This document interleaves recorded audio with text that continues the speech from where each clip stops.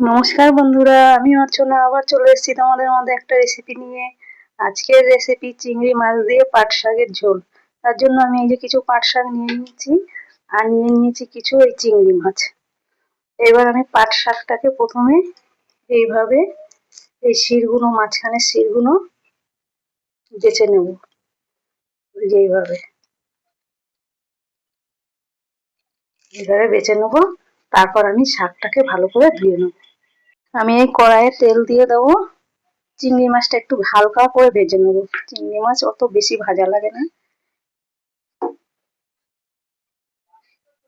এই চিংড়ি মাছে একটু নুন হলুদ মাখিয়ে নিয়েছি, এবার মাছটা ভেজে নেব।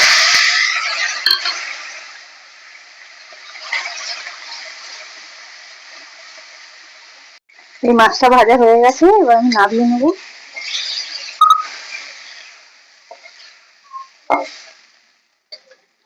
এবার এই তেলের মধ্যে আর একটু তেল দিয়ে দেবো।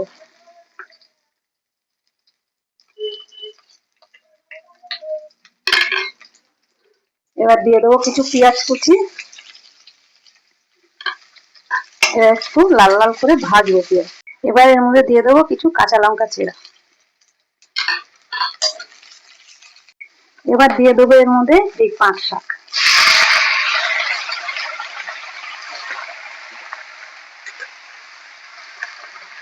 এবার ভালো করে একটু নাড়াচাড়া করবো।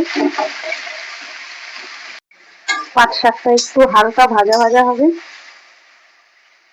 আর বন্ধুরা, পুরো রেসিপিটা দেখার পর যদি ভালো লাগে একটা লাইক করো। আরো রেসিপি দেখার জন্য আমার চ্যানেলটা সাবস্ক্রাইব করে আমার পাশে থাকার অনুরোধ রইল। এবার দিয়ে দেবো এর মধ্যে একটু হলুদ।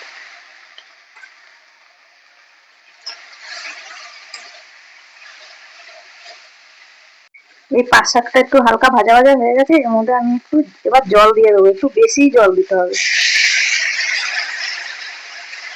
কেননা পাট শাকের ঝোল। পাট শাকের ঝোল দিয়ে ভাত খেতে দারুণ লাগে। তোমরা একবার বানিয়ে দেখো। এবার দিয়ে দেবো পরিমাণ মতো নুন।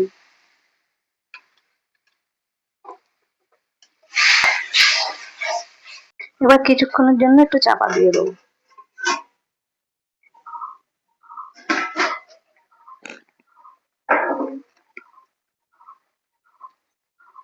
এই পাট শাক সেদ্ধ হয়ে গেছে, এবার আমি এর মধ্যে দিয়ে দেবো এই চিংড়ি মাছ।